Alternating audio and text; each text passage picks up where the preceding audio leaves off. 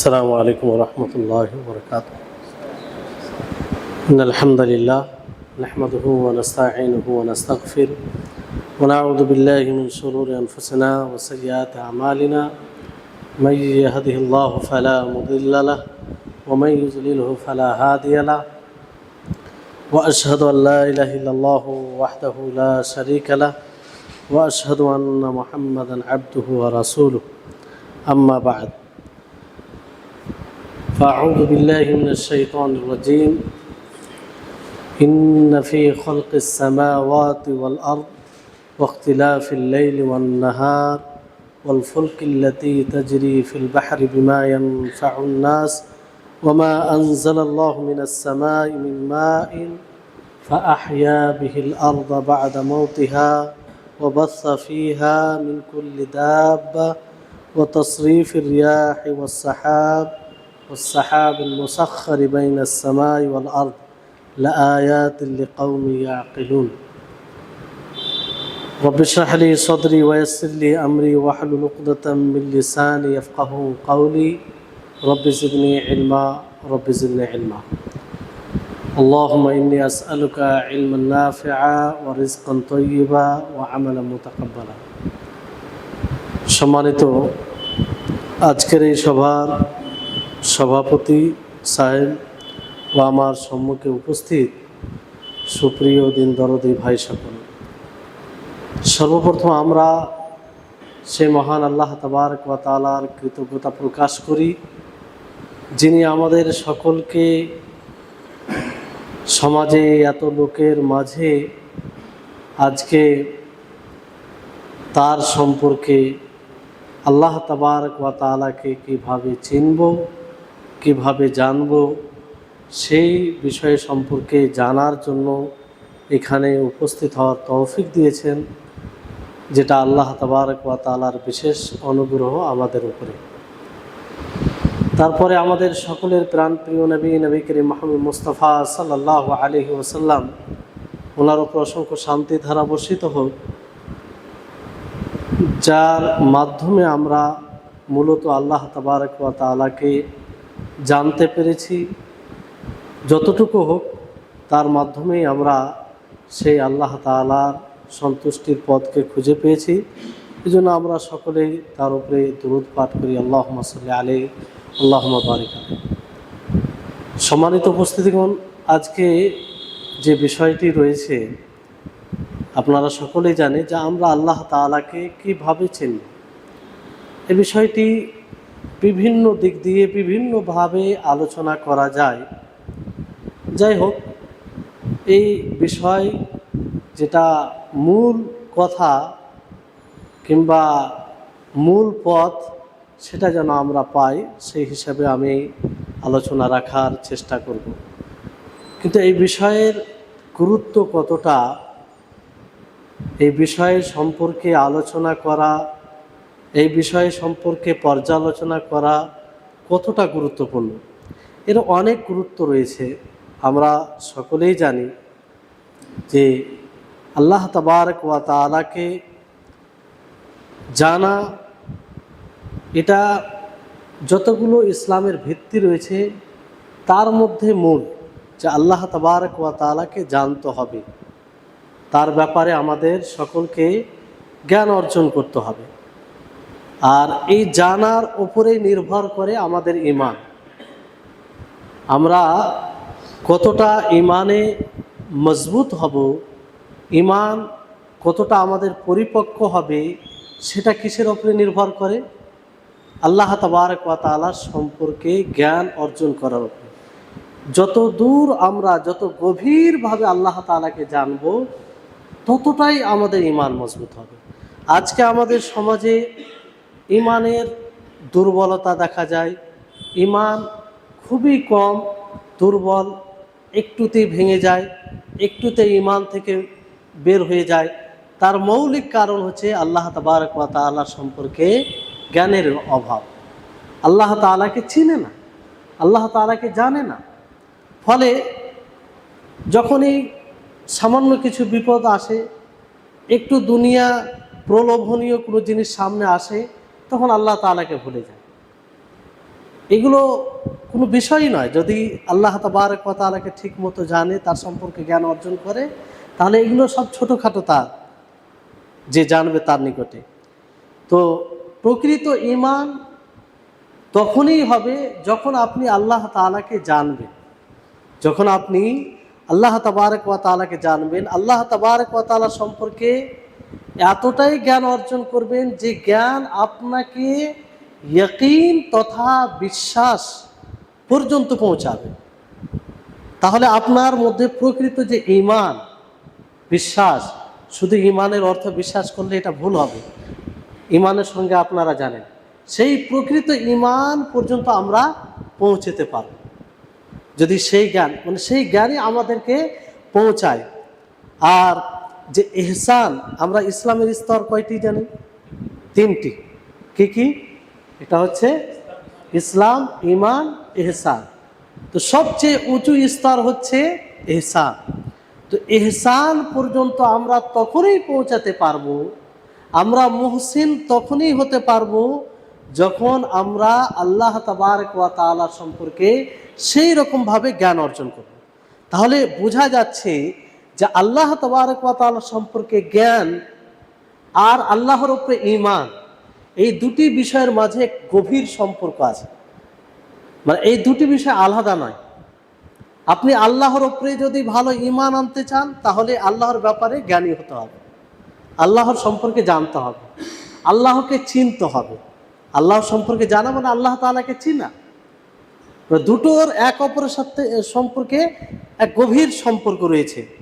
তো এই জন্য দেখবে যে যতটা আল্লাহ তাআলা সম্পর্কে জ্ঞান অর্জন করে, সে ততটাই আল্লাহর উপরে ঈমান নিয়ে আসতে সক্ষম হয়, সে ততটাই মুমিন হয়, সে ততটাই আল্লাহ তাবারক ওয়া তাআলার উপরে বিশ্বাস আনতে পারে, বিশ্বাস স্থাপন করতে পারে। আর যার এই দিকে দুর্বলতা থাকবে জ্ঞানে আল্লাহ তাবারক ওয়া তাআলার সম্পর্কে, তার ঈমানও দুর্বল থাকবে। মানে এটার উপরে ঈমান নির্ভর করে, আল্লাহ তাবারক ওয়া তাআলার সম্পর্কে জানার উপরে আমাদের ঈমান পরিপূর্ণভাবে নির্ভর করে। তা আমরা যদি নিজের ঈমানকে মজবুত করতে চাই, নিজের ঈমানকে পরিপক্ক করতে চাই, তাহলে সর্বপ্রথম কি জরুরি হবে? আল্লাহ তাবারক ওয়া তাআলাকে চিনা, আল্লাহ তাবারক ওয়া তাআলাকে জানা। এই জন্য নবী করিম মুহাম্মদ সাল্লাল্লাহু আলাইহি ওয়াসাল্লাম তিনি কি বলেন যে ফাওয়াল্লাহি ইন্নী লাআলামুহুম বিল্লাহ, তিনি বলছে আল্লাহর কসম যে আমি আল্লাহ তাবারক ওয়া তাআলাকে সবচেয়ে বেশি জানি, আল্লাহ তাবারক ওয়া তাআলার সম্পর্কে সবচেয়ে বেশি আমি জ্ঞান রাখি। ফলে তার ফলাফল কি? আল্লাহ নবী আগে বলছেন ওয়া আশাদ্দাহুম লাহু খাশিয়া, যে মানুষের মাঝে সবচেয়ে বেশি আমি আল্লাহ তাআলাকে ভয় করি। চিন্তা করেছেন? তাহলে আল্লাহ তাআলাকে আল্লাহর নবী মুহাম্মদ সাল্লাল্লাহু আলাইহি ওয়াসাল্লাম সবচেয়ে বেশি চিনেছিলেন, সবচেয়ে বেশি জ্ঞান রেখেছিলেন। ফলে আল্লাহ তাবারক ওয়া তাআলাকে সবচেয়ে বেশি ভয় কে করতেন? নবী করিম মুহাম্মদ সাল্লাল্লাহু আলাইহি ওয়াসাল্লাম। তাহলে এই হাদিস থেকে এটা স্পষ্টভাবে বোঝা যাচ্ছে যে ঈমান, আল্লাহ তাবারক ওয়া তাআলার প্রতি ভয়, আল্লাহ তাআলার প্রতি আশা, আল্লাহ তাআলার প্রতি ভালোবাসা সব কিছু নির্ভর করে আল্লাহ তাআলাকে জানার উপরে, আল্লাহ তাআলাকে চেনার উপরে। তাহলে বিষয়টি কত গুরুত্বপূর্ণ! এই বিষয় নিয়ে কত গভীরভাবে আমাদেরকে স্টাডি করা দরকার, কত গভীরভাবে আমাদেরকে এই বিষয়ে আলোচনা শোনার দরকার। কিন্তু বড় দুঃখের সাথে বলতে হয় এগুলো বিষয় নিয়ে আলোচনা খুবই কম হয়। সমাজে কয় জায়গায় আলোচনা হয়। তো এই কারণে অনেক বড় বড় আমরা ব্যবস্থা করি, ফল কিছু হয় না। মানে সেটা যে ফলাফল ভালো আসবে সেটা দেখতে পাই না, ওই যেমন ছিল তেমনই দেখা যায়। যাই হোক, তো আল্লাহ তাবারক ওয়া তাআলাকে আমরা জানবো কিভাবে? এর অনেক পদ্ধতি আছে। তার মধ্যে ওলামাগণ দুটি পদ্ধতি বর্ণনা করেছেন। একটা হচ্ছে যে স্বীকৃতির মাধ্যমে। স্বীকৃতি কি? যে আল্লাহ তাআলাকে মেনে নেওয়া, আল্লাহ তাআলা একজন খালিক, তিনি আমাদের স্রষ্টা। এই পদ্ধতিতে সকলেই কিন্তু শামিল রয়েছে। যেটাকে ফিতরাতান বলতে পারি, স্বভাবগত বলতে পারি। কারণ প্রত্যেকটা মানুষের হৃদয়ে এই কথা থাকে, তার হৃদয়ে এটা উকি মারে যে একজন স্রষ্টা আছে, একজন স্রষ্টা আছে। তো এটার মাধ্যমেও আল্লাহ তাআলাকে চেনা যায়, কারণ এটাই উৎস, এটাই হচ্ছে তাকে উৎসাহ প্রদান করে যে যেহেতু একজন আছে আমার দিলে, আমার অন্তরে বারবার এটা উকি মারছে, তা আমি দেখি যে আল্লাহ তাআলা কি, আসলে কে। তাহলে এর মাধ্যমে আল্লাহ তাআলাকে জানা যায়, যাতে সকলেই শামিল, যাতে সকলেই শামিল, মুশরিক, কাফির, ফাজির, গুনাহগার, সকলের মনে কিন্তু এটা আসে। যদি সেটা নিয়ে চিন্তা ভাবনা করে সে আল্লাহ পর্যন্ত পৌঁছাতে পারবে, সম্ভব। দ্বিতীয় যেটা পদ্ধতি, সেটা সকলের জন্য নয়।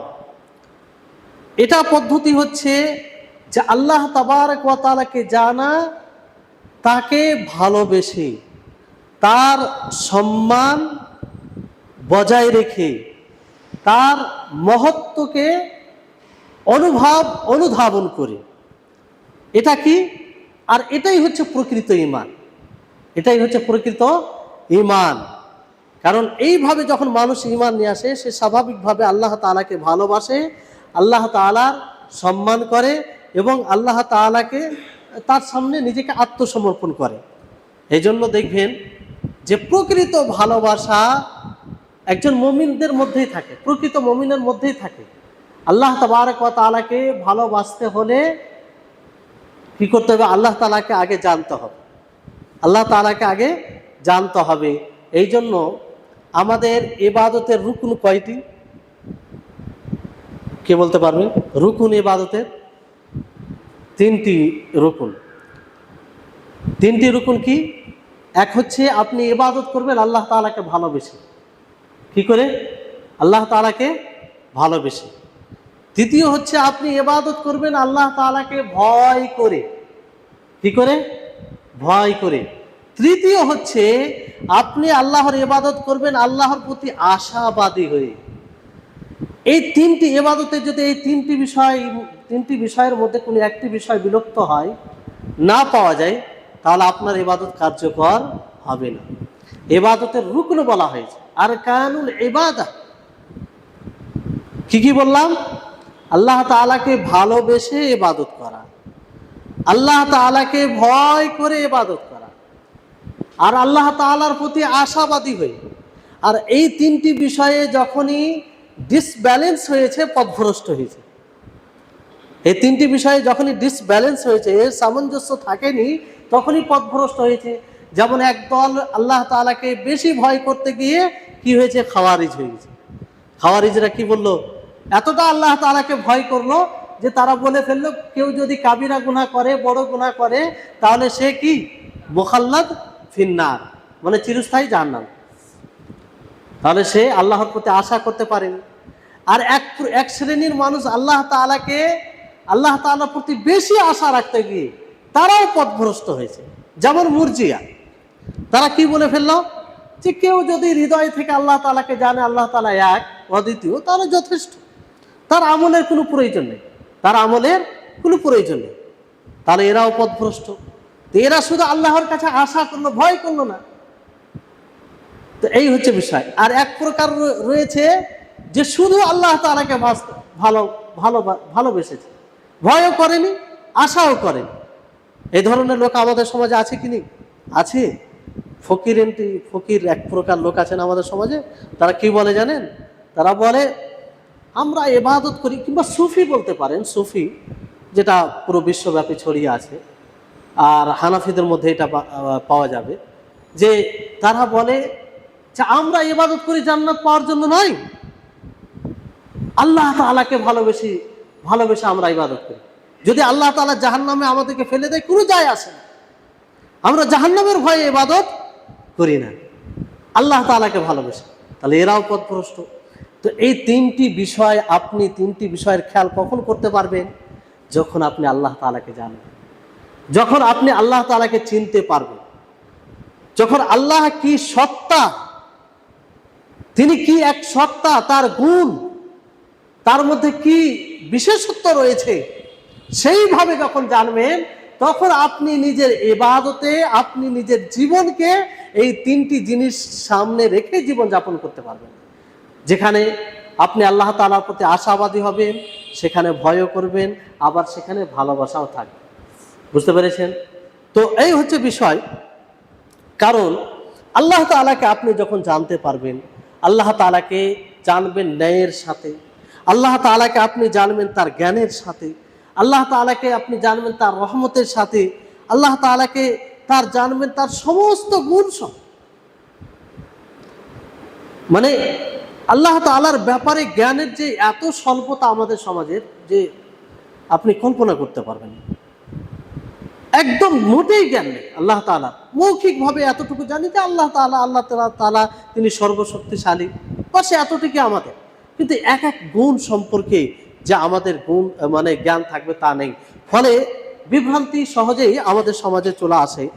দেখুন, আল্লাহ তাবারক ওয়া তাআলা কোরআনুল কারীমে মানব জাতিকে তিনি আহ্বান করেছেন দুই পদ্ধতিতে, যে তাকে যেন মানুষ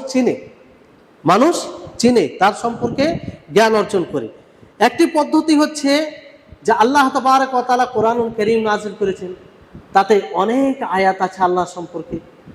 সে আয়াত নিয়ে যাতে গবেষণা করে, সে আয়াত নিয়ে চিন্তা ভাবনা করে, সে আয়াতগুলি নিয়ে কি করে? চিন্তা ভাবনা করে। আর সেই আয়াতগুলোকে সেভাবেই বুঝে যেভাবে নবী করিম মুহাম্মদ সাল্লাল্লাহু আলাইহি ওয়াসাল্লাম সাহাবীদেরকে বুঝিয়েছেন। তাহলে এই পদ্ধতিতে আমরা সহজে আল্লাহ তাআলাকে চিনতে পারবো। যেমন একটি আয়াত রয়েছে, যে আয়াতটি আমি শুরুতে পরিবেশন করেছি, যে আল্লাহ তাআলা বলেন, ইন্না ফি খালকিস সামাওয়াতি ওয়াল আরদ ওয়া ইখতিলাফিল লাইলি ওয়ান নাহার, যে নিশ্চয় আসমান ও জমিন সৃষ্টিতে আর রাত ও দিনের পরিবর্তনে, এই রাতের পরে আবার দিন, দিনের পরে আবার রাত, এই যে পরিবর্তন, এই পরিবর্তনে ওয়াল ফুলকিল্লাতি তাজরি ফিল বাহর বিমা ইয়ানফাউন নাস, আর সেই নৌকা, যে নৌকা মানুষের কল্যাণকর জিনিস নিয়ে চলাচল করে, এটাকে স্বাভাবিক ভাবছেন আপনি? নৌকার ওপরে চলাটা স্বাভাবিকভাবে, নৌকা সমুদ্রের ওপরে চলা, পানির ওপরে চলা, এটা কি স্বাভাবিক ভাবছেন? আল্লাহ তাআলা এটা উল্লেখ করছেন যে সেই নৌকার মানুষের কল্যাণমূলক জিনিস নিয়ে চলাচল করা। ওয়ামা আনজালাল্লাহু মিনাস সামা, আর আল্লাহ তাআলা যা আসমান থেকে নাজিল করেছেন বৃষ্টি, ফাআহইয়া বিহিল আরদা বাদা মাউতিহা, যে জমিন মরে যায়, যে জমিনে কিছুই থাকে না, তাকে পানি দ্বারা, বৃষ্টি দ্বারা আবার আল্লাহ তাআলা তাকে জীবিত করে, আবার সেখান থেকে সবুজ ঘাসে, বৃক্ষ, লতা পাতায় পরিণত হয়, সেই জমিন জীবিত হয়। ওয়া বাত্তা ফিহা মিন কুল্লি দাব্বা, আর এই জমিনে চলাচল অনেক প্রাণী আল্লাহ তাবারক ওয়া তাআলা ছড়িয়ে দেন। অনুরূপভাবে হাওয়া বাতাসের যে পরিবর্তন, তারপরে আসমান ও জমিনের মাঝে মেঘ, যে মেঘকে আমরা দেখতে পাই। তারপর আল্লাহ তাআলা বলছেন, লা আয়াতিল লিকাউমি ইয়াকিলুন, যারা যাদের মধ্যে বুঝ শক্তি আছে তাদের জন্য কি রয়েছে? এতে নিদর্শন রয়েছে, তাদের জন্য আয়াত রয়েছে, নিদর্শন রয়েছে আল্লাহ তাআলাকে চিনার। কারণ এই যে সমস্ত যে কয়েকটা বিষয় বলা হয়েছে এই আয়াতের মধ্যে, এগুলো আল্লাহ ছাড়া কেউ পারবে না। তো এগুলো নিয়ে যদি আমরা চিন্তা করি, তাহলে আল্লাহ তাআলাকে চিনতে পারবো কি পারবো না? আল্লাহ তাআলার ব্যাপারে কিছু জানতে পারবো কি পারবো না? কিন্তু আমরা কখনো চিন্তা করি না। আমরা দুনিয়াতে চলাচল করি, অথচ আল্লাহ তাআলা কোরআনুল কারীমে বিভিন্ন জায়গায় মানুষকে আহ্বান করেছে যে তোমরা এই নিয়ে চিন্তা ভাবনা করো, দেখো কে এর পরিচালনাকারী কে। আল্লাহ তাবারক ওয়া তাআলা অন্য আয়াতে এভাবে বলেন যে আসমান ও জমিন সৃষ্টিতে এবং রাত দিন পরিবর্তনে, এতে যারা বোধ সম্পন্ন ব্যক্তি রয়েছে, যারা বিবেক সম্পন্ন ব্যক্তি রয়েছে, তাদের জন্য কি রয়েছে? নিদর্শন রয়েছে। তাহলে এটা একটা পথ। তো আমাদের সকলের উচিত হবে যে কোরআনে যে এই সমস্ত আয়াতগুলো রয়েছে, এগুলোকে নিয়ে চিন্তা ভাবনা করা, গবেষণা করা। তাহলে আমরা আল্লাহ তাআলাকে চিনতে পারবো, আল্লাহ তাআলার বড়ত্বকে আমরা বুঝতে পারবো, অনুধাবন করতে পারবো। আল্লাহ তাআলা কি সত্তা। দ্বিতীয় পদ্ধতিতে আল্লাহ তাবারক ওয়া তাআলা মানুষকে আহ্বান করেছেন, সেটা কি, যে আল্লাহ তাবারক ওয়া তাআলা যে আমরা দুনিয়াতে দেখছি, এটা দুনিয়াতে যেটা দেখি সেটা ব্যাপারে, কিন্তু কোরআনের আয়াত যে প্রথম বিষয়টা বললাম সেটা দুনিয়ার যেগুলো বিষয় সেগুলো নিয়ে, দুনিয়ার যে আমরা যেগুলো সচক্ষে দেখছি, পাহাড় পর্বত নদী নালা যা কিছু দেখছি এগুলো ব্যাপারে। আর সেই আয়াতে আপনাদেরকে বলা হলো যে রাত দিন পরিবর্তনে আল্লাহ তাআলা আসমান থেকে বৃষ্টি বর্ষণ করে, তো এতে আল্লাহ তাবারক ওয়া তাআলাকে চেনা যাবে এই মাধ্যমে। আরেকটি যেটা হচ্ছে যে আল্লাহ তাবারক ওয়া তাআলা কোরআন অধ্যয়ন করি, কোরআনুল কারীম পড়ি, এটা সবচেয়ে বড় মাধ্যম। সবচেয়ে বড় মাধ্যম যদি আমরা কোরআনকে সেই মতো স্টাডি করি, সেই মতো মোতালা করি, তাহলে আমরা খুব সহজেই আল্লাহ তাআলাকে চিনতে পারব। কিন্তু আমরা আজকে সেই মতো কোরআন অধ্যয়ন করি না, কোরআন পড়ি না। আমরা সমাজে তো কোরআনকে এক প্রকার মানে যেরকম অন্য ধর্মে ধার্মিক কিতাব থাকে মাঝে মাঝে মানুষ পড়ে কিংবা মনকে তৃপ্তি করার জন্য পড়ে, ওই রকম ধরনের কিতাব বানিয়ে নিচ্ছে। অথচ এই কোরআন আল্লাহ তাআলা নাজিল করেছে যে এই কোরআন অধ্যয়ন করে, কোরআনকে বুঝে এই অনুযায়ী জীবন যাপন করবে। কোরআন হচ্ছে আমাদের জীবন বিধান, কোরআন হচ্ছে আমাদের আখিরাত তৈরি করার সংবিধান। তো এই কোরআনকে কিভাবে সাথে রাখতে হবে, কিভাবে পড়তে হবে, এখান থেকে বোঝার চেষ্টা করুন। তাহলে কোরআন অধ্যয়নের মাধ্যমে আমরা সহজে আল্লাহ তাআলাকে চিনতে পারবো। আল্লাহ তাআলা এই ব্যাপারে কোরআন কারীমে একাধিক আয়াতে ইশারা নয় বরং স্পষ্টভাবে তিনি বলেছেন। আল্লাহ তাআলা সূরা সাদের 29 নম্বর আয়াতে বলেন, কিতাবুন আনজালনাহু ইলাইকা মুবারাকুন লিয়াদাব্বারু আয়াতিহি ওয়া লিয়াতাযাক্কারা উলুল আলবাব, যে আমি আপনার উপরে এমন কিতাব নাজিল করেছি যেই কিতাবটি মুবারাক, বরকতময় কিতাব, সার্বিক ক্ষেত্রে বরকতময় কিতাব। কেন, কি কারণ আল্লাহ তাআলা নাজিল করেছেন সেটা আল্লাহ তাআলা বলছেন, লিয়াদাব্বারু আয়াতিহি, যাতে তার আয়াত, সেই কোরআনুল কারীমের আয়াত নিয়ে গবেষণা করে, চিন্তা ভাবনা করে, বুঝে, তার গভীরতা বুঝে। ওয়া লিয়াতাযাক্কারা উলুল আলবাব, আর যারা বিবেক সম্পন্ন লোক রয়েছে তারা এই কোরআন থেকে উপদেশ গ্রহণ করে। তাহলে আল্লাহ তাআলার কে চিনার জন্য তার নাজিলকৃত বইয়ের চেয়ে মাধ্যম, গ্রন্থের চেয়ে মাধ্যম আর কিছু হতে পারে? আর কিছুই হতে পারে না। কিন্তু আজকে আমরা সেই কোরআনুল কারীমকেই একদিকে রেখেছি। আমরা কজন যারা কোরআনকে অর্থ সহ পড়ি? অনেকে তো কোরআনুল কারীম তেলাওয়াতই জানে না, তেলাওয়াতই জানে না। আলহামদুলিল্লাহ বর্তমান সময়ে আমাদের নিজের মাতৃভাষায় খুব সহজ সরল ভাষায় তার অর্থ পাওয়া যায়, তাফসীর ব্যাখ্যা পাওয়া যায়, সেগুলো সহ আমরা পড়তে পারি। একটা জীবনের টার্গেট বানান যে পুরো কোরআনুল কারীমকে তাফসীর সহ, মানে মুতাদিল মধ্যম যেগুলো তাফসীর রয়েছে, আপনি আহসানুল বায়ান নিতে পারেন, অথবা যদি তাফসীর ইবনে কাসির পড়েন তা আরো ভালো হবে, কিংবা তাফসীর আবু জাকারিয়া এটাও পড়তে পারেন। পুরো শেষ করবেন, আর খুব তাড়াহুড়ো করে না, একটু বুঝে বুঝে স্থিরভাবে পড়বেন। তো ইনশাআল্লাহ আপনি অনেক কিছু বুঝতে পারবেন, আল্লাহ তাআলাকেও চিনতে পারবেন। অনুরূপভাবে আল্লাহ তাআলা এইভাবে মানুষকে উদ্বুদ্ধ করেছেন যে আফালা ইয়াতাদাব্বারুনাল কুরআনা ওয়ালাউ কানা মিন ইনদি গায়রিল্লাহি লাওয়াজাদু ফীহি ইখতিলাফান কাসীরা, যে তারা কি কোরআন নিয়ে গবেষণা করে না, কোরআনকে বুঝার চেষ্টা করে না? যদি এটা আল্লাহ তাআলার পক্ষ থেকে না হতো তাহলে সেই কোরআনে অনেক মতভেদপূর্ণ জিনিস পেত। তো কোরআন তো আল্লাহ তাআলার পক্ষ থেকে, ফলে কোরআনে আপনি কোনো দ্বিমত জিনিস পাবেন না, মতভেদপূর্ণ জিনিস পাবেন না, সুস্পষ্ট বিষয় পাবেন। তো এইভাবে আল্লাহ তাআলা অন্য আয়াতে বলে, আফালা ইয়াতাদাব্বারুনাল কুরআনা আম আলা কুলুবিন আকফালুহা। দেখুন কিভাবে আল্লাহ তাআলার ভাষা ভঙ্গিমা, দেখুন কিভাবে মানুষকে উদ্বুদ্ধ করছেন আল্লাহ তাআলা, যে তারা কি কোরআনকে বুঝে না, কিংবা কোরআন নিয়ে গবেষণা করে না, না তাদের হৃদয়ে তালা পড়ে গিয়েছে।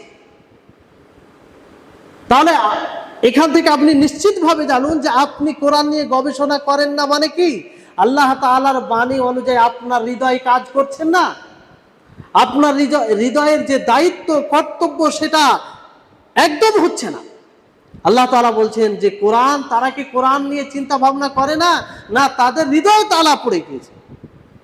তাহলে এই কোরআন নিয়ে চিন্তা ভাবনা করতে হবে, কারণ এই কোরআনের মাধ্যমে আমরা আল্লাহ তাআলাকে সহজেই চিনতে পারব। কোরআনের মাধ্যমে আমরা আল্লাহ তাআলা সম্পর্কে সঠিক ধারণা অর্জন করতে পারব। এবার এই কোরআনুল কারীমে দুটো বিষয় একত্রিতভাবে জমা করা হয়েছে। আর একটি বিষয়ে চলে আসে যে আল্লাহ তাআলাকে চিনবেন আপনি কিভাবে, আল্লাহ তাবারক ওয়া তাআলার আসমায়ে হুসনাকে জেনে, তার যে সুন্দর নাম রয়েছে সেই নামগুলোকে জেনে, সেই নামগুলোকে জেনে আপনি আল্লাহ তাআলাকে চিনতে পারবেন। কারণ সেই নামের মধ্যে আল্লাহ তাআলার সমস্ত গুণ রয়েছে। সমস্ত গুণ বলতে কি, যেটা আল্লাহ তাআলা স্পষ্ট করেছেন, বাকি তো আল্লাহ আলাম। তো সেই নামের মাধ্যমে আপনি জানতে পারবেন। আর ওই নামগুলোর সাথেই আমরা যতগুলো আল্লাহ তাআলার আদেশ আমল করি, আদেশ সমূহ, আল্লাহ তাআলার যতগুলো নিষেধাজ্ঞা রয়েছে সবগুলোই কিন্তু তার নামের সাথে সংশ্লিষ্ট। তার নাম সম্পর্কে যদি আমরা জ্ঞান রাখি তাহলে আমরা সহজে তার আদেশকে পালন করতে পারবো, আর সহজে তার নিষেধাজ্ঞা জিনিস থেকে বিরত থাকতে পারবো। আজকে আমাদের জন্য নিষেধাজ্ঞা থেকে বিরত থাকতে কষ্টকর কেন? কেন আমরা জটিলতা অনুভব করি? কেন আমাদের জন্য খুব কষ্টকর হয়ে যায়? তার মুখ্য কারণ হচ্ছে যে আল্লাহ তাআলার নাম সমূহ সম্পর্কে জ্ঞান নেই। আল্লাহ তাআলার আদেশ এলেও আমাদের হৃদয়ে সাড়া দেই না, আমরা ধাবিত হই না, ঝাঁপিয়ে পড়ি না, যেভাবে সাহাবায়ে কেরাম রিজওয়ানুল্লাহি আলাইহিম আজমাইন ঝাঁপিয়ে পড়তেন। খুশির ব্যাপার ছিল তাদের জন্য আনন্দের ব্যাপার ছিল। সেটা করে যদিও নিজের জান চলে যেত, নিজের প্রাণ চলে যেত। কেন এটা? এই পার্থক্যটা কেন? কারণ তিনারা আল্লাহ তাআলাকে চিনেছিলেন, তিনার আল্লাহ তাআলার সমস্ত নাম সমূহ, নাম সহ আল্লাহ তাআলাকে জেনেছিলেন। আজকে সমাজে এটার প্রয়োজন আছে যে আল্লাহ তাআলার নাম সমূহের ব্যাখ্যা করা হোক, কারণ প্রতিটি নামের মধ্যে এক একটি গুণ আছে। সেটা আল্লাহ তাআলার গুণ, আল্লাহ তাআলার বিশেষত্ব। তো এই হচ্ছে, তাহলে আল্লাহ তাবারক ওয়া তাআলার আসমায়ে হুসনা সেটাকে জেনে সেটা সম্পর্কে জ্ঞান অর্জন করে আমরা আল্লাহ তাআলাকে সহজেই চিনতে পারি। এবার প্রতিটা নামের মধ্যে একটি গুণ আছে, আর আল্লাহ তাবারক ওয়া তাআলার যতগুলো গুণ রয়েছে সমস্ত গুণে তিনি পরিপূর্ণ, ত্রুটি বলতে কিছু নেই। এজন্য আল্লাহ তাআলা একটি আয়াতে কি বলেন, লাইসা কামিসলিহি শাই ওয়া হুয়াস সামিউল বাসীর। যে লাইসা কামিসলিহি শাই, তার মতো কোনো জিনিস নেই, আর তিনি সামি, শুননেওয়ালা, বাসীর, তিনি সর্বশ্রোতা মানে দেখনেওয়ালা। তাহলে আল্লাহ তাআলা যতগুলো গুণ রয়েছে সমস্ত গুণে এক অদ্বিতীয়, তার মতো কেউ নেই। এখানে বিষয়টি হচ্ছে যে আল্লাহ তাবারক ওয়া তাআলার যে 99টি নাম রয়েছে, ওয়ালিল্লাহিল আসমাউল হুসনা ফাদউহু বিহা, যে আল্লাহ তাআলার সুন্দর সুন্দর নাম রয়েছে। আল্লাহ তাআলার আদেশ যে আমরা যেন সেই সুন্দর নাম দ্বারা তাকে ডাকি। ফাদউহু বিহা, এই ডাকা উবুদিয়া, সেই নাম দ্বারা তার ইবাদত করি। সেই নাম দ্বারা ইবাদতের অনেক দিক রয়েছে। সেই নাম দ্বারা ইবাদত মানে সেই নামের মাধ্যমে তার কাছে দোয়া করা। ইয়া সামি, তুমি আমার মনের কথা শুনো, তুমি সবকিছু শুনতে পাও। দোয়া করতে গিয়ে তার নামের দোহাই দেওয়া, তার নামের ওসিলা নেওয়া, এটা একটা উবুদিয়া, ইবাদত। তার নামের ইবাদত করা বলতে যে আল্লাহ তাবারক ওয়া তাআলা যেমন 99টি নাম কিতাব ও সুন্নাহ দ্বারা প্রমাণিত, প্রতিটি নামের মধ্যে যে গুণ আছে সেই গুণ অর্জন করা, সেই গুণে গুণান্বিত হওয়া, এটাও ইবাদত। বুঝতে পেরেছেন? আল্লাহ তাবারক ওয়া তাআলার নাম রহমান, তো রহমান মানে কি? ক্ষমাশীল। তা আপনাকে ক্ষমাশীল হতে হবে। আল্লাহ তাআলা কি? সিত্তির, তিনি আবৃত্ত করে দেন, ঢেকে দেন। তো আপনাকে অন্যের ত্রুটি ঢেকে রাখতে হবে। এটা হচ্ছে তার নামের ইবাদত করা। বুঝতে পেরেছেন? এর ব্যাখ্যা ইনশাআল্লাহ আসবে। তো আল্লাহ তাবারক ওয়া তাআলা যতগুলো নাম রয়েছে, সমস্ত নাম আসমায়ে হুসনা, আল্লাহ তাআলা নিজেই এটা উল্লেখ করেছেন, যে স্পষ্ট করেছেন ওয়ালিল্লাহিল আসমাউল হুসনা, যে আল্লাহ তাআলার জন্য সুন্দর সুন্দর নাম রয়েছে। তো তোমরা সেই নাম দ্বারা ডাকো। এখানে প্রশ্নটা হচ্ছে যে আল্লাহর নাম সুন্দর কেমন করে হয়? সুন্দর কেমন করে হয়? সুন্দরের দিকগুলো কি? কেন আল্লাহ তাআলার নাম সুন্দর? আসমায়ে হুসনা কেন বলি? আল্লাহ তাআলা নিজেই বলছেন আসমাউল হুসনা, তার নাম সুন্দর সুন্দর। তার সুন্দরের অনেক দিক রয়েছে, কারণ তার যতগুলো নাম রয়েছে সেই নামের মধ্যে যে গুণ রয়েছে সেই গুণটা পরিপূর্ণ আল্লাহ তাআলা। সুন্দরের একটা দিক কি? সেই গুণটা আল্লাহ তাআলার মধ্যে পরিপূর্ণভাবে আছে, তাই না? যেমন আল্লাহ তাআলার নাম রহমান। আল্লাহ তাআলার নাম কি? রহমান, তিনি দয়ালু। তো দয়ার কোনো ঘাটতি আছে আল্লাহ তাআলার মধ্যে? আমরাও দয়া করি। এমনকি মাখলুকের মধ্যে সবচেয়ে বড় দয়াশীল কে? মাখলুকের মধ্যে মুহাম্মদ সাল্লাল্লাহু আলাইহি ওয়াসাল্লাম। তো মুহাম্মদ সাল্লাল্লাহু আলাইহি ওয়াসাল্লাম কি পরিপূর্ণ? পরিপূর্ণ? পরিপূর্ণ নয়, কিন্তু আল্লাহ তাবারক ওয়া তাআলা পরিপূর্ণ।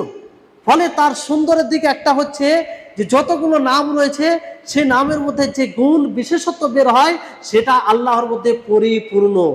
এই জন্য আল্লাহ তাআলা নামগুলোকে কি বলা হয়? আসমায়ে হুসনা, সুন্দর নাম। সুন্দর তো এমনি বলা হবে না, অবশ্যই কারণ আছে। তো এটা একটা কারণ। দ্বিতীয় কারণ হচ্ছে যে আল্লাহ তাআলার যতগুলো গুণ আছে তার নামের মধ্যে, সেই গুণগুলো আল্লাহ তাআলার প্রশংসার উপরে, কোনো গুণ নিন্দার উপরে নেই। কোনো গুণ এরকম নেই যে সেটা নিন্দার উপরে, নিন্দনীয় হবে, এরকম বিষয় নেই। সমস্ত গুণ যতগুলো আল্লাহ তাআলা নাম আছে, জব্বার, কাহার, কবি, সিত্তির, গফুর, গফফার, যতগুলো নাম রয়েছে, আপনি সেই নামের মধ্যে যে অর্থ আছে, যে গুণটা বের হবে, সমস্ত গুণ সেটা কিসের উপরে? প্রশংসার উপরে। আল্লাহর মাদহ মানে প্রশংসা, আল্লাহ নিন্দার উপরে নেই। এটা এই জন্য আসমায়ে হুসনা বলা হয়। তৃতীয় হচ্ছে যে আল্লাহ তাবারক ওয়া তাআলা সেই নাম দ্বারা আমাদেরকে ডাকার আদেশ দিয়েছেন। সেই নাম দ্বারা কি করেছেন? ডাকার আদেশ। ফাদউহু বিহা, যে তোমরা সেই নামগুলি দ্বারা তাকে ডাকো, না আল্লাহ তাআলাকে ডাকো। তো এই জন্য আল্লাহ তাআলা নামগুলি কি? হুসনা, ভালো নাম, সুন্দর নাম। আরেকটি কারণ হচ্ছে যে আল্লাহ তাআলার যে যতগুলো নাম রয়েছে সেই নামগুলোকে যদি আপনি ভালো করে বুঝেন, মুখস্থ করেন, তাহলে কি হবে জানেন? নবী করিম মুহাম্মদ সাল্লাল্লাহু আলাইহি ওয়াসাল্লাম তিনি বলেন যে ইন্না লিল্লাহি তিসআতা ওয়া তিসঈনা ইসমান মিয়া ইল্লা ওয়াহিদা মান আহসাহা দাখালাল জান্নাহ। যে আল্লাহ তাবারক ওয়া তাআলার জন্য কটি নাম রয়েছে? 99টি নাম রয়েছে। মান আহসাহা, যে ব্যক্তি সেই নামগুলোকে ইহসা করবে। কি করবে? ইহসা। ইহসার অর্থ, ইহসা শব্দটা এই জন্য বলছি যে এটার বাংলাতে কোনো অর্থ করা যাবে না, যে তিনটেই জিনিস চলে আসবে। তো ইহসার ব্যাখ্যা করছি আপনাদের। যে ব্যক্তি আল্লাহ তাবারক ওয়া তাআলার 99 নামটিকে ইহসা করবে, আর কি করবে? ইহসা করবে, তো দাখালাল জান্নাহ, সে জান্নাতে যাবে। এবার ইহসা মানে কি? এখানে আল্লাহর, যদি আপনি ইহসা করতে পারেন আল্লাহ তাআলাকে চিনতে পারবেন। যদি আপনি ইহসা করতে পারেন আল্লাহ তাআলার মুত্তাকি বান্দা হতে পারবেন। যদি আপনি ইহসা করেন আল্লাহ তাআলার প্রকৃত বান্দা হতে পারবেন। এই ইহসার মধ্যেই সবকিছু রয়েছে। এই জন্য আল্লাহ তাআলা তার নবী করিম মুহাম্মদ সাল্লাল্লাহু আলাইহি ওয়াসাল্লাম তার পুরস্কার ডাইরেক্ট কি ঘোষণা করেন? কি ঘোষণা করেন? দাখালাল জান্নাহ। হাদিসটা শুনতে সহজ, কিন্তু ইহসাটা তো আমরা বোঝার চেষ্টা করি। ইহসা কাকে বলে? ইহসা বলা হয় কয়েকটি বিষয় রয়েছে। ইবনুল কাইয়িম রাহিমাহুল্লাহ তিনি বলেন যে ইহসার অর্থ হচ্ছে যে সর্বপ্রথম আপনি এই 99 নামটিকে মুখস্থ করবেন। কি করবেন? মুখস্থ করবেন। এটা একটা দিক। 99 আপনার নাম মুখস্থ থাকবে, আল্লাহর সিফাত, তার নাম আপনার মধ্যে মুখস্থ থাকবে না। দুনিয়ার ব্যাপারে এত নাম মুখস্থ করে আছেন, সবগুলো নামকে যদি জমা করা হয় কম্পিউটার ফেল করে দেবে। আপনার ব্রেনে যতগুলো নাম আছে, মানে সার্বিকভাবে সমস্ত কিছু নাম, আপনি যা কিছু সব তো নামই, এগুলো তো আপনার ব্রেন আছে। তো আল্লাহ তাবারক ওয়া তাআলার 99টি নাম মুখস্থ কেন করতে পারবেন না? এটা এই নিয়ে চর্চা করা দরকার। 10টা করে প্রতিদিন মুখস্থ করেন, চর্চা করে এক অপরকে জিজ্ঞাসা করুন, সমস্যা নেই। তাহলে এইভাবে আপনি 99 নামটি মুখস্থ করেন, নামগুলো। দ্বিতীয় হচ্ছে সেই নামকে আপনি বুঝবেন, শুধু নাম মুখস্থ করাই যথেষ্ট নয়। আর রহমান, রহমান মানে কি? পরম দয়ালু। তার ব্যাখ্যা বিশ্লেষণে যাবেন আপনি, বুঝতে পারলেন? এটা।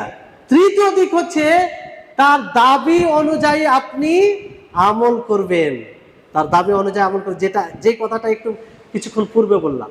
আচ্ছা চিন্তা করুন, আপনাকে সিম্পল ভাবে বলি, 99টি নাম, 99টি নামের মধ্যে 99টি গুণ।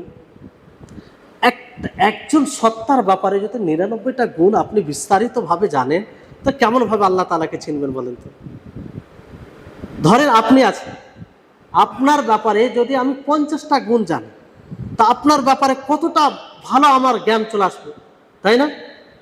যে আপনার ব্যাপারে যখন 50টা গুণ সম্পর্কে আমি জেনে যাব, আর ওই আপনার ব্যাপারে যখন অন্য কারো সামনে কিছু বলবো, তখন মানুষ বলবে যে লোকটা এত গভীরভাবে, তার কিভাবে এতটা জানলো, বলবে মানুষ। তো আল্লাহ তাআলাকে যদি তার 99 নাম, যে 99 নামের মধ্যে গুণ রয়েছে সেই সহ জানি, তো কিভাবে আমরা আল্লাহ তাআলাকে চিনতে পারি? কিন্তু আমরা কটা গুণ সহ আল্লাহ তাআলাকে জানি, এই জন্য আমরা আল্লাহকে চিনতে পারি না। আল্লাহর মর্যাদা আমাদের হৃদয়ে আসে না, আল্লাহর মহত্ব বড়ত্ব আমাদের হৃদয়ে আসে না, আল্লাহর আদেশ এলে আমরা থমকে দাঁড়াই না, আল্লাহর নিষেধাজ্ঞা এলে আমাদের মনের মতো ভয় ভীতি আসে না। শুধু কয়েকটা গুণ যে জানি, আল্লাহ তাআলা রহিম, দয়ালু, তিনি তো ক্ষমা করে দেবেন, বাস এটুকু জেনেছি। ফলে কি হয়, আল্লাহ তাআলা কোনো জিনিসে আদেশ করলো, আল্লাহ তাআলা তো দয়ালু, ক্ষমা করে দেবেন। সেখানে এটা জানি না আল্লাহ তাআলা শাদীদুল ইকাব, তিনি কাহার, তিনি আজিজ। আজিজ মানে কি? পরাক্রমশালী, এতটাই শক্তিশালী যে তার সমতুল্য কেউ নেই। সব জায়গায় যিনি প্রাধান্যতা পায়, সব জায়গায় যিনি গালিব। তাহলে সব গুণ যদি আমাদের সম্পর্কে, মানে সব গুণ জানা থাকে, তাহলে কি আমরা ভয় করব না? অবশ্যই ভয় আসবে, আল্লাহ তাআলার আদেশ থেকে পিছিয়ে হতে গিয়ে এবং নিষেধাজ্ঞা কাজ করতে গিয়ে। তো এই হচ্ছে বিষয়। তো ইহসান কি বললাম, যে সেই দাবি অনুযায়ী আপনাকে আমল করতে হবে। যেমন আল্লাহ তাবারক ওয়া তাআলার একটি নাম কি? সিত্তির। সিত্তির মানে কি? আবৃত্তকারী, মানে ছবি যে ঢেকে দেওয়া কোনো জিনিসকে। তো আল্লাহ তাআলা এই গুণ তার মধ্যে আছে, তিনি যেমন ভাবে বান্দার ত্রুটিকে ঢেকে দেন, ছুপিয়ে রাখেন, পৃথিবীর কোনো মাখলুক ছুপিয়ে রাখেন। তো আপনার মধ্যে এই বৈশিষ্ট্য থাকতে হবে। আপনিও যখন কোনো সাথীর, কোনো প্রতিবেশীর, কোনো ভাইয়ের কোনো গোপনীয় জিনিস, কোনো ত্রুটি জিনিস জানতে পারবেন, তখন আপনার উচিত কি হবে? সেটাকে ঢেকে রাখা। আল্লাহ তাআলার একটা নাম গফুর, তিনি ক্ষমাশীল। তিনি যেভাবে ক্ষমা করেন, দুনিয়ার কেউ ক্ষমা করতে পারে না, কোনো মাখলুকই ক্ষমা করতে পারে না। কারণ আল্লাহ তাআলা নিজে বললেন ওয়ালিল্লাহিল মাসালুল আলা, আল্লাহ তাবারক ওয়া তাআলার জন্য মহা উপমা রয়েছে, মানে সবকিছু তিনি উঁচু স্তরে। তো আল্লাহ তাআলা যেভাবে ক্ষমা করেন, কেউ ক্ষমা করে না। কিন্তু আপনার উচিত হবে যে আল্লাহ তাআলার মধ্যে যে গুণটা আছে সেই গুণটা অর্জন করা। আপনিও লোককে ক্ষমা করবেন, আপনিও কি করবেন? লোককে ক্ষমা করবেন। এটা হচ্ছে যে তার দাবি অনুযায়ী আমল করা। আপনি ক্ষমা করবেন না আর মনে ভাবছেন যে আল্লাহ তাআলা আমাকে ক্ষমা করে দেবে, এটা হয়?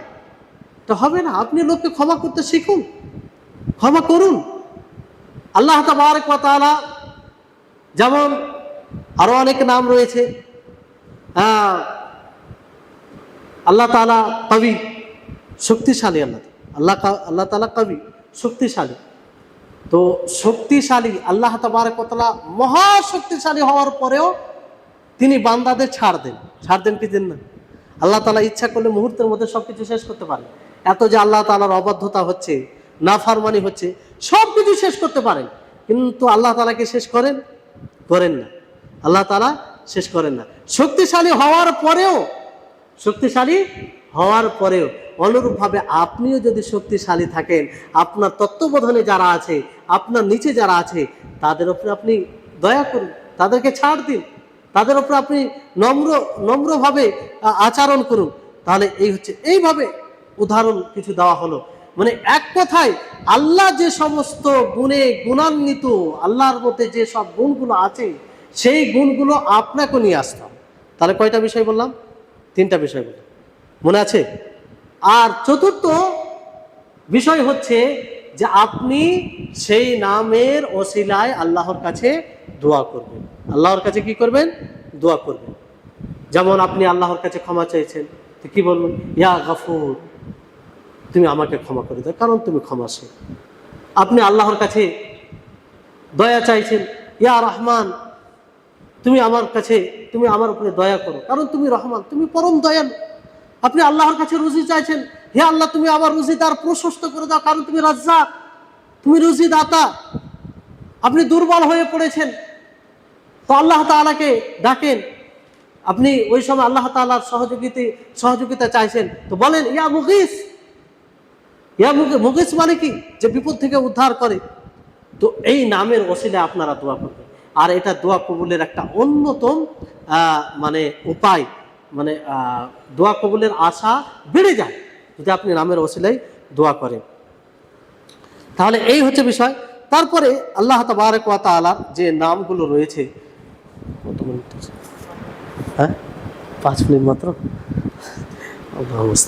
আচ্ছা, যাই হোক, আরো কিছু আমি বিষয় ছেড়ে দিলাম। তো যে বিষয়টি হচ্ছে যে আল্লাহ তাবারক ওয়া তাআলাকে জানি। যেমন একটি উদাহরণ দিই, যে আল্লাহ তাবারক ওয়া তাআলা হাই। আল্লাহ তাবারক ওয়া তাআলা হাই, জীবিত। আমরাও জীবিত। তো আল্লাহ তাআলাকে চিনবেন কি করে? দেখেন, এর জন্য আপনি আয়াতুল কুরসি পড়ুন। সেই আয়াতুল কুরসিতে দেখুন আল্লাহ তাআলা কি বলছেন, যে আল্লাহু লা ইলাহা ইল্লা হুয়াল হাইয়ুল কাইয়্যুম লা তাখুযুহু সিনাতু ওয়ালা নাওম। যে আল্লাহ তাআলা, যিনি ছাড়া কোন সত্য মাবুদ নেই, তিনি চিরন্তন। আর চিরন্তন মানে তিনি কখনো এরকমটা হয় না যে সে জীবন থেকে কোনোভাবে বিচ্ছিন্ন হয়ে যায়। লা তাখুযু সিনা, তিনাকে ঘুমও আসে না, তন্দ্রাও আসে না, কোনো প্রকারে ক্লান্তি অনুভব হয় না। এই হচ্ছে আল্লাহ তাআলা। মানুষ মাখলুককে দেখুন, কেউ লাগাতার ভাবে কাজ করতে পারে, ক্লান্ত হয়ে যায়। আমরা 2 দিন যদি না ঘুমাই কি অবস্থা হয়, কিন্তু আল্লাহ তাআলার ক্ষেত্রে কি এটা হয়? কারণ ঘুমের কার প্রয়োজন থাকে? যার মধ্যে দুর্বলতা থাকে। তাহলে এইভাবে কিছু কিছু আয়াত রয়েছে আল্লাহ তাআলার সরাসরি। আপনি সূরা ইখলাস পড়বেন, তার ব্যাখ্যা পড়বেন, আল্লাহ তাআলাকে চিনতে পারবেন। মানে এটা একটা সীমিত সময়ে যে আমরা আল্লাহ তাআলাকে জেনে যাব তা নয়। আল্লাহ তাআলাকে জানতে গিয়ে সারা জীবন লেগে যাবে। আল্লাহ তাআলাকে জানতে গিয়ে আপনার পুরো জীবন শেষ হয়ে যাবে। তো যতটা আপনি এই পথে সময় ব্যয় করবেন, ততটাই আপনি আল্লাহ তাআলা সম্পর্কে জানতে পারবেন, আর আপনার ঈমান পরিপক্ক হবে, আর আপনার ঈমান বৃদ্ধি পাবে। আর যাই হোক, তারপরে শেষে যে বলি যে আল্লাহ এবং রহমান রহিম এই নামের সংক্ষিপ্তভাবে আপনাদেরকে কিছু বলবো। যেহেতু আল্লাহ নামটা বারবার আসে, সেটা আমাদের জানা দরকার। দেখুন, আল্লাহ এই শব্দটি আসলে মৌলিকভাবে যদি দেখা যায়, আল্লাহ শব্দটি এটা গুণগত নাম। কি নাম? গুণগত নাম আল্লাহ তাআলার। মাবুদের অর্থ, মাবুদ কাকে বলে? যার ইবাদত করা হয়। এই জন্য বলা হয় যে এর উৎপত্তি হচ্ছে আলাহা ইয়া আল্লাহু, কেউ আলাহা ইয়া আল্লাহু, অর্থাৎ আবাদা ইয়া আবুদ। তো আলাহা ইয়া আলাহু, ইলা কিসের অর্থে? মালু তথা মাবুদের অর্থে, মানে যার ইবাদত করা হয়। তো মৌলিকভাবে এটা গুণগত নাম, কিন্তু এর ওপরে আলামিয়ত মানে নাম হিসাবে এটা প্রাধান্যতা পেয়েছে। মানুষ বেশি আলাম হিসাবে নাম ব্যবহার করেছে। আর বাকি যতগুলো নাম আছে আল্লাহ তাবারক ওয়া তাআলা, আল্লাহর নাম ছাড়া যেগুলো নাম রয়েছে সমস্ত নাম সেই নামের খবর হিসাবে, মানে তার ব্যাপারে হয়তো খবর দেওয়া হয় কিংবা তার গুণ বর্ণনা করা হয়। যেমন বলা হয় আল্লাহ বিসমিল্লাহির রহমানির রহিম, তো আল্লাহ আগে শব্দ আছে, তারপর কি আছে? আর রহমান আছে, আর রহিম আছে। তো এখানে আর রহমান আর রহিম মূলত কার সম্পর্কে খবর দেওয়া হচ্ছে? আল্লাহর সম্পর্কে, কিংবা আল্লাহর গুণ বর্ণনা করা হয়েছে। তো আল্লাহ নামটা নাম হিসাবে ব্যবহারে প্রাধান্যতা পেয়েছে। বুঝতে পেরেছেন? আসলে এটা গুণগত নাম, মাবুদের অর্থ। বুঝতে পেরেছেন? এবার এই জন্য কোনো সময় মূল হিসাবে আল্লাহ নাম ছাড়া অন্য নামকে ব্যবহার করা হয় না। যেমন কেউ এটা বলতে পারে না আর রহমান আল্লাহ, এটা বলতে পারে না। হ্যাঁ, মানে মূল নাম হিসাবে উচ্চারণ ব্যবহার করা হয় আল্লাহকে। আল্লাহ, রহমান, রহিম, জব্বার, গফুর এভাবে বলতে পারে। বুঝতে পেরেছেন? এই নামের কিছু বিশেষত্ব আছে, আপনাদেরকে বলি যে এই নামটা আল্লাহ তাআলার মূল নাম, কারণ এটা আল্লাহ তাআলার সাথে খাস, অন্য কারো নাম কোনোভাবেই হয় না। এটা আল্লাহ তাআলার সাথে খাস, কোনোভাবেই নেই, রূপান্তরভাবে কোনোভাবেই আসে না। এই জন্য এই নামে কেউ নাম রাখার সাহসও পায় না, যেহেতু এটা জায়েজ নয়। দ্বিতীয় হচ্ছে যে এই নামটা এমনই একটা নাম যে নাম উচ্চারণ করা ছাড়া কেউ মুসলিম হতে পারে না। যে নাম উচ্চারণ করা ছাড়া কেউ মুসলিমই হতে পারে না। কেউ যদি রহমান উচ্চারণ না করে তাও মুসলিম হয়ে যাবে, হবে কি হবে না? মানে ইসলামে দীক্ষিত হওয়ার সময় যখন বলবে লা ইলাহা ইল্লাল্লাহ, কেউ যদি লা ইলাহা ইল্লা রহমান, লা ইলাহা ইল্লা রহমান হবে? হবে না। আশহাদু আল্লা ইলাহা ইল্লাল্লাহ, কেউ যদি বলে আশহাদু আল্লা ইলাহা ইল্লা রহমান, হবে? হবে না। তো এটা একটা বিশেষত্ব, মানে ওই জায়গায় অন্য নাম ব্যবহার করে যথেষ্ট হবে না। তারপরে কেউ যদি, যেমন ধরেন নামাজে কি আছে? আল্লাহু আকবার, আল্লাহু আকবার আছে। কেউ যদি আর রহমান আকবার, একই তো কথা। রহমান তো আল্লাহর নাম, আল্লাহ আল্লাহর নাম। কেউ যদি আর রহমান আকবার বলে, হবে? হবে না। এটা আল্লাহর নাম, এটা বিশেষত্ব। তারপরে আল্লাহ তাবারক ওয়া তাআলার এটা এমন নাম যে নাম দ্বারা আপনি দোয়া করলে আল্লাহ তাআলা দোয়া কবুল করেন। আল্লাহ তাআলার কাছে যখন ওই নামের ওসিলাতে আপনি চাইবেন তখন আল্লাহ তাআলা দেবেন। এই জন্য অধিকাংশ তো আল্লাহুম্মা আল্লাহুম্মা, এটা তো সেই নামের ওসিলায় দোয়া করা হয়। আর একটা বিষয় রয়েছে যে বেশিরভাগ জিকির আজকার দেখবেন আপনি আল্লাহর নামের সাথে জড়িত। যেমন সুবহানাল্লাহ, আলহামদুলিল্লাহ, আল্লাহু আকবার, লা ইলাহা ইল্লাল্লাহ, লা হাওলা ওয়ালা কুওয়াতা ইল্লা বিল্লাহ, ইন্না লিল্লাহি ওয়া ইন্না ইলাইহি রাজিউন, হাসবুনাল্লাহু ওয়া নি'মাল। এইভাবে অনেক রয়েছে আল্লাহর নাম সাথে, যেটা আল্লাহর একটা, আল্লাহ নামের একটা বিশেষত্ব যেটা অন্য নামে নেই। আর আল্লাহ শব্দটি এটা কোরআনুল কারীমে 2000-এর চেয়ে বেশি এসেছে। আল্লাহু আকবার, কোরআনুল কারীমে 2000-এর চেয়ে বেশি এসেছে। আর মোটামুটি 33 আয়াতে আল্লাহ নাম দিয়ে শুরু হয়েছে, 33টি আয়াত কোরআনুল কারীমে। তাহলে এই হচ্ছে আল্লাহ। কারণ আল্লাহ নামটি বুঝতে পারলেন যে আসল এটা গুণগত নাম, মাবুদ অর্থ, কিন্তু আলাম হিসাবে তথা নাম হিসাবে ব্যবহার বেশি হয়, আর এটাই প্রাধান্যতা পেয়েছে। বুঝতে পারলেন? এটাকে গুণ হিসাবে ব্যবহার করা হয় না, গুণগত হিসাবে ব্যবহার করা হয় না আল্লাহর নামটিকে। এবার আসছে আর রহমান আর রহিম, এই দুটা নাম, দুটির মধ্যে পার্থক্য কি? আর রহমান আর রহিম এই দুটা আল্লাহ তাবারক ওয়া তাআলার নাম। আর রহমান আর রহিম মৌলিকভাবে যেটা পার্থক্য করেন ওলামাগণ, যে রহমান যে দয়া সমস্ত জিনিসকে অন্তর্ভুক্ত করে, সমস্ত জিনিসকে, মানে দুনিয়াতে যা কিছু আছে সব কিছুকে আল্লাহর রহমত পরিবেষ্টন করে আছে কি নেই? আজকে যে আমরা এখানে বসে আছি এটা আল্লাহর রহমত আছে কি নেই? আমি যে আলোচনা করছি, এই যে কথাগুলো বলার তৌফিক পাচ্ছি, আপনারা শুনছেন, দেখছেন, সব কিছুতে, আপনার প্রতিটি অ্যাক্টিভিটিতে আল্লাহর রহমত পরিবেষ্টন করে আছে। তো এটার ক্ষেত্রে আমরা রহমান বলবো, এটার ক্ষেত্রে কি বলবো? রহমান বলবো। কিন্তু রহিম কখন বলবো? রহিম তখন বলবো যে আখিরাতে শুধুমাত্র আল্লাহ তাআলা কাদের উপরে রহম করবেন? মুমিনদের উপরে, মুমিনদের উপরে। এই জন্য আল্লাহ তাবারক ওয়া তাআলা ওয়াকান আল্লাহ, কিভাবে আয়াতটা আছে, ওয়াকান আল্লাহ বিল মুমিনিনা রহিমা। যাই হোক, এইভাবে আয়াতটি আছে যে আল্লাহ তাআলা মুমিনদের প্রতি রহিম, দয়াশীল। হ্যাঁ, তো রহিম আখিরাতের ক্ষেত্রে যে শুধু মুমিনদের উপরে দয়া হবে। আরেকটি পার্থক্য ইবনুল কাইয়িম রাহিমাহুল্লাহ তিনি বলেন যে রহমান আল্লাহ তাআলার সত্তার মধ্যে যে গুণটি বিদ্যমান রয়েছে তার সাথে সংশ্লিষ্ট। রহমান, রহমান বলতে আল্লাহর সত্তার মধ্যে যে গুণটি রয়েছে না, দয়া করা, দয়া, দয়া তার মধ্যে যে রয়েছে, দয়া এই গুণটি রয়েছে, সেটার সাথে এটা সম্পৃক্ত। বুঝতে পারলেন? আর রহিম হচ্ছে কার সাথে সম্পৃক্ত? যার উপরে দয়া করা হবে। যেমন যখন বলবো যে রাহিম, তার উপরে যখন আল্লাহ তাআলা দয়া করছেন, সেক্ষেত্রে আমরা কি বলবো? রাহিম। কিন্তু আল্লাহর মধ্যে যে দয়াটা আছে সেক্ষেত্রে কি? রহমান। বুঝতে পেরেছেন? ইবনুল কাইয়িম রাহিমাহুল্লাহ এটা বলেছেন।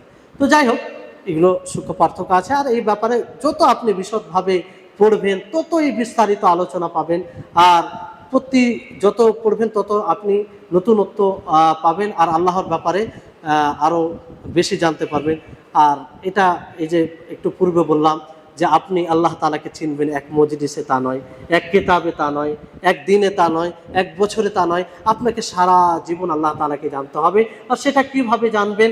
মৌলিকভাবে কথাগুলো চলে এসেছে যে কোরআন কারীম অধ্যয়ন করে আল্লাহ তাআলা যে নিদর্শনগুলো দিয়েছেন, এই দুনিয়াতে যা দেখছি আমরা, পাহাড় পর্বত নদী নালা, দিন রাত পরিবর্তন হওয়া, আকাশ সমূহে যে নক্ষত্র, সবগুলো এর গভীরতা নিজের দিকে তাকিয়ে যে আপনার মধ্যে যে দৃষ্টিশক্তি, ব্রেন শক্তি, বাক শক্তি, তারপরে ভিতরে যে খাদ্যনালী আর যে ভিতরে সিস্টেম, সবগুলো নিয়ে, এগুলো নিয়ে চিন্তা ভাবনা করে যত আপনি চিন্তা ভাবনা করবেন তত আপনি আল্লাহ তাআলাকে জানতে পারবেন। যাই হোক, আল্লাহ তাআলার কাছে দোয়া করি আল্লাহ যেন আমাদের সকলকে আল্লাহ তাআলার ব্যাপারে বেশি বেশি জ্ঞান অর্জন করার তৌফিক দান করেন। আমরা যতটা আল্লাহ তাআলার ব্যাপারে জ্ঞানী হব ততটাই আল্লাহ তাআলাকে ভয় করব, আল্লাহ তাআলার প্রতি আশাবাদী হব। এই জন্য বলা হয় যে সবচেয়ে মানে গুরুত্বপূর্ণ জ্ঞান, আফজালুল উলুম বলা হয়, মানে আল ইলম আনিল্লাহ, আল মারিফা আনিল্লাহ, যেহেতু সবচেয়ে উত্তম জ্ঞান এটা।